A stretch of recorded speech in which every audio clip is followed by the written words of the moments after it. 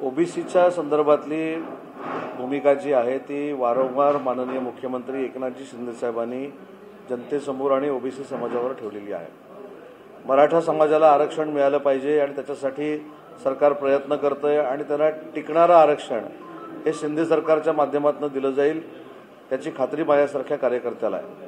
परंतु हे करत असताना ओबीसींच्या देखील न्याय हक्कावर गदा येणार नाही अशी भूमिका सरकारची असल्यामुळे मला असं वाटतं की प्रत्येक ठिकाणी ओबीसींचे नेते त्या ठिकाणी त्यांना ज्या पद्धतीनं आरक्षणासंदर्भात ज्या काही चर्चा करायच्या आहेत त्या संबंधित लोकांबरोबर करतायत, त्याच्यामध्ये काय वावगं आहे असं मला वाटत नाही।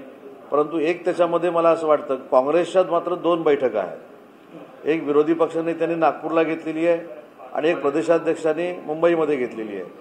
काय तुम्ही अजूनही पालकत्वाची वाट पाहताय? ओएसिस फर्टिलिटीने आता 90,000 जोडप्यांचं आयुष्य आनंदाने भरलं आहे। आजच कॉल करा 78 25 89 36 00 वर आणि मिळवा फर्टिलिटी ट्रीटमेंटवर सूट आणि सर्वांना द्या आनंदाची बातमी। तर त्या 2 बैठका कशासाठी आहेत हे मात्र आम्हाला कळू शकलेलं नाही, परंतु ओबीसीना न्याय देण्यासाठी सरकार कटिबद्ध आहे आणि ओबीसीना न्याय देत असताना त्यांचा असलेला न्याय हा हिरावून घेण्याचा प्रश्नच येत नाही आणि मराठा समाजाला आरक्षण देण्यासाठी देखील सरकार कटिबद्ध आहे आणि एकनाथ शिंदे साहेबांच्या नेतृत्वाखाली ज्या पद्धतीनं मराठा आरक्षण देण्यासंदर्भामध्ये कार्यवाही सुरू आहे हे टिकणारं आरक्षण आपल्याला द्यायचं आहे आणि ते टिकणारं आरक्षण आम्हीच देऊन दाखवू याच्याबद्दल कोणाच्याही मनामध्ये तिळमात्रही शंका असता कामा नये। सर, एकीकडे खरं तर आज संजय राऊत यांची सकाळी पत्रकार परिषद झाली, त्यांनी मुख्यमंत्री एकनाथ शिंदे यांच्यावरती थेट हल्लाबोल चढवलेला आहे की जेवढे भाजप मोदीमय झालेलं नाही त्यापेक्षा अधिक मोदीमय जे आहेत ते एकनाथ शिंदे आणि अजित पवार झालेले आहेत। आजच झाली पत्रकार परिषद असं आपण म्हटलं ती रोजच असते, त्याच्यामध्ये ती रोजच पत्रकार परिषद असते आणि रोजच ते एकनाथ शिंदे साहेबांवर टीका करत असतात आणि जेवढं ते एकनाथ शिंदे साहेबांवर टीका करतात त्याच्यानंतर शिंदे साहेबांची महाराष्ट्रामध्ये असलेली प्रतिमा जी आदल्या दिवशी असते त्याच्यापेक्षा ती दुसऱ्या दिवशी मोठी होत असते। त्याच्यामुळे त्यांच्या पत्रकार परिषदेला आमच्या दररोजच्या शुभेच्छा आहेत। परंतु आजच्या पत्रकार परिषदेमध्ये आकस कसा असतो, पोटसूळ कसा असतो, जळफाट कशी असते ते पुन्हा एकदा सिद्ध झाले। नरेंद्र मोदी साहेब दिल्लीमध्ये आणि एकनाथ शिंदे साहेब महाराष्ट्रामध्ये हे त्यांचं टार्गेट आहे। काही करून त्यांची बदनामी करायची, त्यांची अवहेलना करायची, जनतेसमोर खोटं नाटं सांगायचं, बदनामी करायची, हा एक उद्योग रोज सकाळी सुरू होतो आणि ते उद्धव बाळासाहेब ठाकरे शिवसेनेतले सगळेच लोक करतात। मला असं वाटतं की एकनाथ शिंदे साहेब मोदीमय झाले अशातला भाग नाही, पूर्ण देशच मोदीमय झालेला आहे।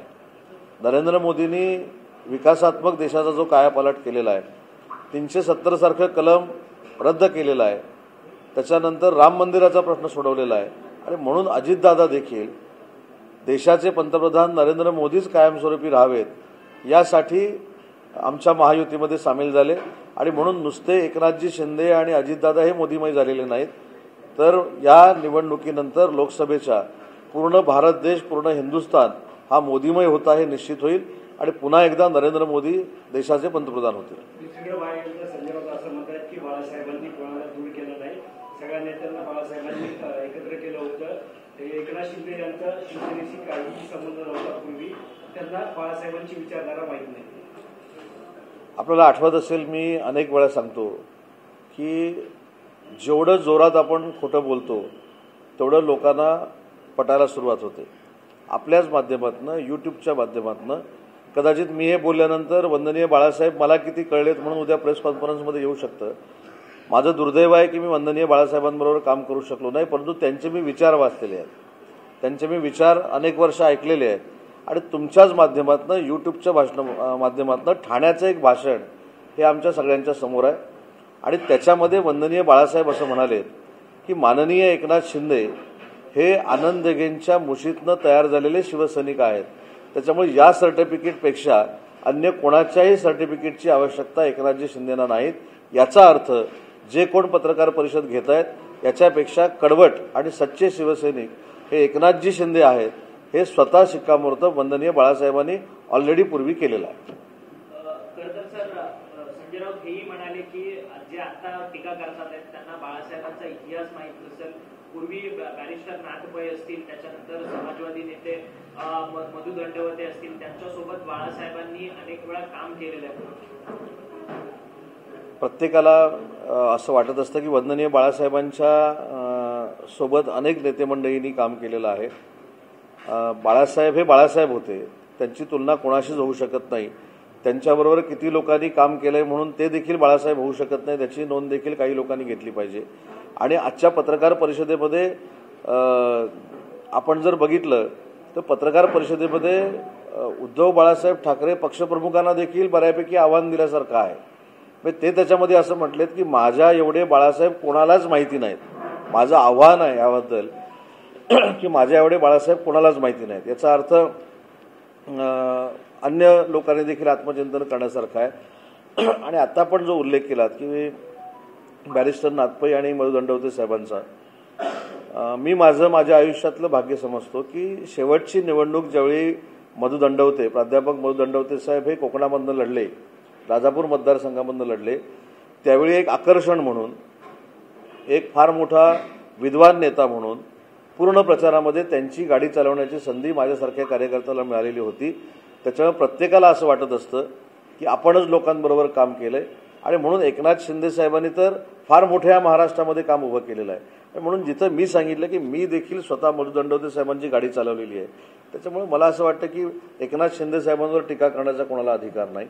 आणि एकनाथ शिंदे साहेबांवर टीका कशासाठी, तर बाळासाहेबांचं स्वप्न साकार झालं म्हणून एकनाथ शिंदे साहेबांवर टीका. वंदनीय बाळासाहेबांनी काय सांगितलं होतं की शिवसैनिकाला मी मुख्यमंत्री करणार, घरातल्याला करणार मुख्यमंत्री असं बाळासाहेब म्हणाले नव्हते. मग खरं तर सगळ्यांना अभिमान वाटला पाहिजे की एक शिवसैनिक आज महाराष्ट्र राज्याचा मुख्यमंत्री आहे, म्हणजेच वंदनीय बाळासाहेबांचं स्वप्न साकार झालंय. उलट सगळ्यांनी शिंदे साहेबांचं कौतुक करायला पाहिजे. खरं तर उपमुख्यमंत्री अजित पवार यांच्यावरती पुण्याच्या ज्या माजी पोलीस आयुक्त आहेत मीरा बोरवणकर यांनी आपल्या एका पुस्तकामधला खुलासा करत त्यांच्यावरती आरोपच केलेले आहेत. खरं तर त्या सगळ्या संदर्भात रोहित पवारांनी याची ज्युडिशियल चौकशी अर्थात न्यायालयीन चौकशी करण्याची रोहित पवारांनी न्यायालयीन चौकशी याची झाली पाहिजे. कारण की तत्कालीन पोलीस आयुक्त, पुण्याच्या पोलीस आयुक्त मीरा बोरवणकर असताना अजितदादांनी येरवड्यातला 3 एकरचा जो पोलीस वसाहतीसाठी राखीव असलेला भूखंड हा बिल्डरांच्या घशात घातला आणि त्याला मी विरोध केलेला होता. आणि त्यावेळेस आर आबांना, तत्कालीन गृहमंत्री आर आबांना अजित पवारांनी नको ते म्हटलेलं आहे, ते मी बोलू शकत नाही असा खुलासा त्यांनी आपल्या पुस्तकात केला. एखादं पुस्तक लिहिणं आणि त्याच्यामधनं असलेल्या सत्ताधारी पक्षातल्या आमदाराला, खासदाराला, मंत्र्यांना, उपमुख्यमंत्र्यांना टार्गेट करणं हे मला असं वाटतं की आता योग्य आहे असं मला वाटत नाही. कारण मीरा बोरवणकर ह्या देखील पोलीस डिपार्टमेंटमधल्या अतिशय चांगलं काम करणाऱ्या एक अधिकारी होत्या. अजितदादांनी या बाबतीतला पूर्ण खुलासा हा केलेला आहे. परंतु रोहितजी पवारांनी जी न्यायालयीन चौकशी सांगितलेली आहे ही अजितदादांची सांगितलेली आहे की बोरवणकरांची सांगितलेली आहे. त्याच्यामुळे मला असं वाटतं की अजितदादांचं प्रशासनातलं काम, अजितदादांचा प्रशासनातला आवाका हे महाराष्ट्राच्या जनतेला आणि आम्हाला सगळ्यांनाच, अलायन्समध्ये असलेल्या सगळ्याच लोकांना माहिती असल्यामुळं मला असं वाटतं की या कुठच्याही आरोपामध्ये तथ्य नाही. विकासात्मक काम करत असताना आपल्या सगळ्यांना, इव्हन पत्रकारांना देखील माहिती आहे की महाराष्ट्र राज्याचे उपमुख्यमंत्री अजितदादा हे टोकाला जाऊन विकासाची कामं करत असतात. आणि म्हणून मला असं वाटतं की त्यांच्यावर आरोप होणं हे काही योग्य आहे असं मला वाटत नाही. आणि आरोप जर करायचा होता तर तो पुराव्यानिशी सिद्ध करायला पाहिजे होता. दुसरीकडे पाहायला गेलं तर विनायक राऊत असं म्हणतायत की तुम्ही आमच्या नादाला लागला का 2024ला इंडियाचं सरकार मोठ्या यशामध्ये स्थापन होणार आहे आणि लोकसभेच्या पूर्वीच एक मोठा भूकंप होणार आहे. शिंदे गटाचे काही नेते जे आहेत त्या संबंधित मगाशी देखील मी सांगितलं की कोणी किती दिवस स्वप्न बघितली तरी सुद्धा खासदारकीच्या निवडणुकीनंतर पूर्ण देश हा मोदीमय असेल, भाजपमय असेल. आम्ही अलायन्समधले सगळे जे पक्ष आहोत ते आम्ही नरेंद्र मोदी साहेबांबरोबर आहोत. त्याच्यामुळं पंतप्रधान हे नरेंद्र मोदी साहेब होणार आहेत ही काळ्या दगडावरची रेग आहे. हे पहिल्या प्रश्नाचं उत्तर. आणि दुसऱ्या प्रश्नाचं उत्तर, आमदार त्यांच्या संपर्कात असण्यापेक्षा जे शिवसेनेचे नेते म्हणून काही जाहीर झालेले आहेत त्यातले काही एकनाथ शिंदे साहेबांच्या संपर्कामध्ये आहेत. तुम्ही काही दिवसापूर्वी दावा केला होता की काही आणखी तुमच्या संपर्कात आहेत, ते काही वाटचाल झाली की तर मी ज्यावेळी दावा केला त्याच्यानंतर 2 आमदार आले ना, त्याच्यानंतर मनीषाताई कायंदे आल्या, नीलमताई गोरे आल्या, अजून प्रोसेस सुरू आहे. आणि म्हणून सांगितलं की जे आरोप प्रत्यारोप किंवा शंका निर्माण केली जाते की आमच्यातले काही आमदार त्यांच्या संपर्कात आहेत, याच्यापेक्षा मी पुन्हा एकदा जबाबदारीनं सांगतो की काल जे जाहीर झालेले शिवसेनेचे उद्धव बाळासाहेब ठाकरे शिवसेनेचे नेते आहेत किंवा पूर्वीचे नेते आहेत, त्यातली काही लोक एकनाथ शिंदे साहेबांच्या रोज संपर्कामध्ये आहेत. नाही, रोज संपर्कामध्ये आहेत म्हणजे कधी ना कधी पक्षप्रवेश होणारच आहे ना.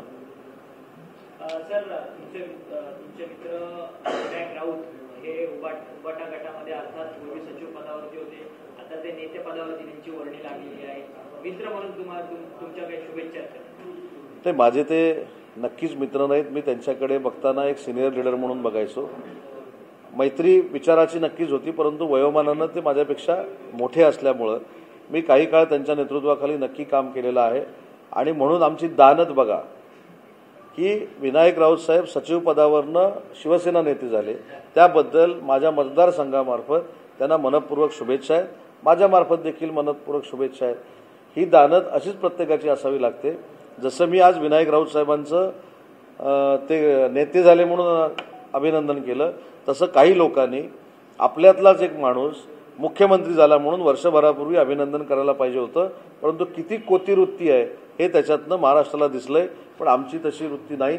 त्यांच्यासह उद्धव बाळासाहेब ठाकरेमध्ये जेवढे शिवसेनेचे नेते झालेले आहेत त्यांना मनपूर्वक शुभेच्छा, पण त्यातले काही आमच्या संपर्कामध्ये नक्की आहेत. आपण ह्या म्हणजे उबाटा गटामध्ये आताची वर्णी लागलेली आहे, त्या वर्णीमध्ये सर्वात जास्त युवासेनेमध्ये जे कार्यरत जी मंडळी होती त्या लोकांना उबाटा गटामध्ये थेट सचिव पदापर्यंत त्यांना पदं दिलेली असल्याचं पाहायला मिळतं. अर्थात वरुण सरदेसाई असेल, साईनाथ दुर्गे असतील, सुप्रदा फातर्पेकर असतील, ही तिन्ही जी लोक आहेत सचिव पदावरती आलेली आहेत आणि तिन्ही आदित्य ठाकरे यांचे सर्व निकटवर्ती आहेत. शेवटी पक्षाची पॉलिसी असेल ना. त्यांनी त्यांच्या संघटनेमध्ये जे कोण पदाधिकारी केले त्याच्यावर मला बोलण्याचा अधिकार नाही. जे नवीन पदाधिकारी झाले त्यांना देखील शुभेच्छा. परंतु वाईट एवढ्यासाठीच वाटतं की ज्या वंदनीय बाळासाहेबांनी आमचे राजापूरचे आमदार राजन साळवी यांना चांगली नोंदणी केली म्हणून पुरस्कार दिलेला होता, ते इतके वर्ष संघर्ष करतायत, इतके वर्ष शिवसेना पुढे नेणं म्हणजे आता उद्धवजींबरोबर आहेत, अशा माणसावर कायमस्वरूपी अन्याय होताना आम्ही बघितलेला आहे. आजही त्यांच्या मागणं सगळे आलेले शिवसेनेचे नेते झाले, परंतु आमचे राजन साळवी अजून तिथंच आहेत. हे माझ्यासारख्याला दुःख आहे. काय सल्ला द्याल? राजन साळवी साहेबांना सल्ला देण्या एवढा मी मोठा नाही. त्यांना ऑलरेडी एकनाथ शिंदे साहेबांनी सल्ले दिलेले आहेत. त्या सल्ल्याचा मान ठेवून त्यांनी शिंदे साहेबांबरोबर यावं, हाच माझा सल्ला आहे. मनोज जरंगे पाटलांच्या संपूर्ण अल्टिमेटमला फक्त 8 दिवसाचा मुदत शिल्लक राहिलेला आहे. खरं तर ओबीसी समाज म्हणते की आमच्या आरक्षणाला धक्का न लावता मराठ्यांना आरक्षण मिळालं पाहिजे, अथवा आरक्षणाच्या टक्क्यामध्ये ओबीसीच्या आरक्षणाच्या टक्क्यामध्ये वाढ करून मराठा आरक्षण त्यामध्ये सामील करून घ्यावं अशी मागणी आहे. हा संपूर्ण पेच आहे. या पेचकडे कसं पाहता? कारण की आता नाही, पेच म्हणण्यापेक्षा आमची प्रायोरिटी मराठा समाजाला आरक्षण देणं ही आमची प्रायोरिटी आहे. पेच निर्माण करणं ही आमची पॉलिसी नाही, की आमचा प्राधान्यक्रम देखील नाही. मला याच्यातनं एकच जे मगाशी सांगितलं ते मला सांगायचं आहे की मराठा समाजाला आरक्षण देत असताना ते न्यायालयामध्ये टिकलं पाहिजे अशा पद्धतीचं आरक्षण द्यायचं आहे. आणि त्याच पद्धतीची पावलं महाराष्ट्र राज्याचे मुख्यमंत्री आणि दोन्ही उपमुख्यमंत्र्यांनी उचललेली आहेत. आणि मला तरी खात्री आहे की नक्की टिकणारं मराठा समाजाला आरक्षण आम्हीच देऊन दाखवू. आणखी काही महत्त्वाच्या घडामोडी आहेत त्यामध्ये प्रामुख्याने जर पाहिलं तर पवार कुटुंबियांमध्ये संघर्ष वाढलेला आहे. दादा साहेबांचं राजकारण पाहायला मिळत आहे. अशातच आता पुण्यातल्या कारभारांमध्ये सुप्रियाताईंनी लक्ष घालण्यास सुरुवात केलेली आहे. कसं पाहता दादांचं तिथलं वर्चस्व कमी होऊ शकतं? आता हे समोरच्या पक्षामध्ये जे जे काय चाललंय त्याच्यात उत्तर आम्ही देऊन उपयोगाचं नाही. परंतु मला असं वाटतं की दादांचा राजकारणातला आवाका हा फार मोठा आहे. दादांची प्रशासनावर पकड आहे, प्रशासनाकडनं काम करून घेण्याची त्यांची ताकद आहे. याचा अर्थ मी दुसऱ्या कोणाला क्रिटिसाइज करतो याच्यातला भाग नाही. परंतु दादांचं काम हे महाराष्ट्राला माहिती आहे म्हणून अनेक आमदार त्यांच्यासोबत आलेले आहेत. आणि शेवटी हा राष्ट्रवादी काँग्रेस पक्षाच्या अंतर्गत मामला आहे. त्याच्यामुळे जे आमच्याबरोबर अलायन्स आहे त्यांच्याबरोबर जे कोण येतील त्यांना घेऊन एकनाथ शिंदेसाहेब पुढे जाणार आहेत. दुसरीकडे बाळासाहेब थोरातांनी असं म्हटलेलं आहे सरकारमध्ये सामील होऊन देखील अजितदादांचं जे मुख्यमंत्री पदाचं स्वप्न आहे ते भंगणारच आहे, कसं पाहता त्यांच्याकडे? ज्यांची अनेक वेळा मुख्यमंत्र्यांची स्वप्न भंगलेली आहे ते याच्याशिवाय दुसऱ्याबद्दल बोलू शकत नाहीत. मला असं वाटतं की अजितदादा उपमुख्यमंत्रीपदावर अतिशय चांगल्या पद्धतीनं काम करत आहेत आणि एकनाथजी शिंदे आणि देवेंद्रजी यांनी गतिमान सरकार जे दिलं त्याला सहकार्य करण्यासाठी ते आमच्यामध्ये सामील झालेले आहेत. त्याच्यामुळे ते देखील एकनाथ शिंदे साहेबांनाच मुख्यमंत्री मानतात आणि तिन्ही नेत्यांच्या नेतृत्वाखाली आज महाराष्ट्र विकासात्मकदृष्ट्या घोडदौड करतोय. एक शेवटचा प्रश्न आहे गुलाबराव पाटलांसंदर्भातला आहे. महत्वाचं असं म्हटलं होतं की पाटील साहेब म्हणतात गिरीश भाऊंपेक्षा मी मोठा नेता आहे तरी सुद्धा खातं मला कायम कमी येतं मिळतं आणि गिरीश भाऊंना मोठं मिळतं. हे विधान चर्चेत आहे, कसं पाहता या विधानात? नाही, मला असं वाटतं की आमचे गुलाबराव पाटील साहेब जे आहेत हे भाषण करत असताना तुम्हाला माहिती आहे की अनेक ठिकाणी विनोदानं काही गोष्टी बोलत असतात आणि गिरीशजी महाजन आणि गुलाबराव पाटील यांची अतिशय घनिष्ठ मैत्री आहे. त्या मैत्रीतनं आलेलं हे विधान असावं. दोनदा नमस्कार केला.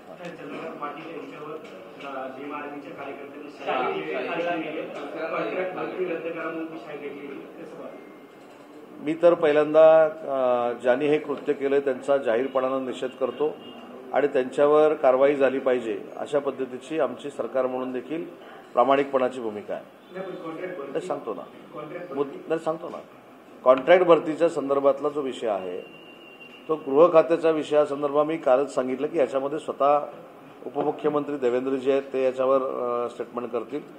आता आमच्याकडे देखील माझ्या विभागामध्ये देखील कंत्राटी भरती आहे, पण ती कंत्राटी भरती करत असताना किमान वेतन हे प्रत्येकाला मिळालं पाहिजे आणि त्यातलं कमिशन जी एजन्सी आहे हे खाणार नाही याची दक्षता घेतली पाहिजे आणि अशी एजन्सी जर समोरच्याचे पैसे खात असेल तर त्याच्यावर कारवाई झाली पाहिजे. परंतु अनेक डिपार्टमेंटमध्ये कंत्राटी भरती ही आजच नाही वर्षानुवर्ष सुरू आहे आणि त्याच्यामुळं त्या कामगारांना न्याय देण्याची भूमिका ही त्या डिपार्टमेंटची असली पाहिजे.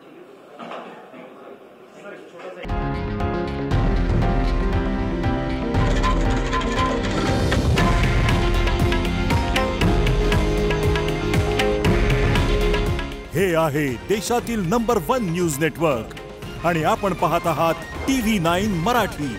काळजी तुमची, हित महाराष्ट्राचं.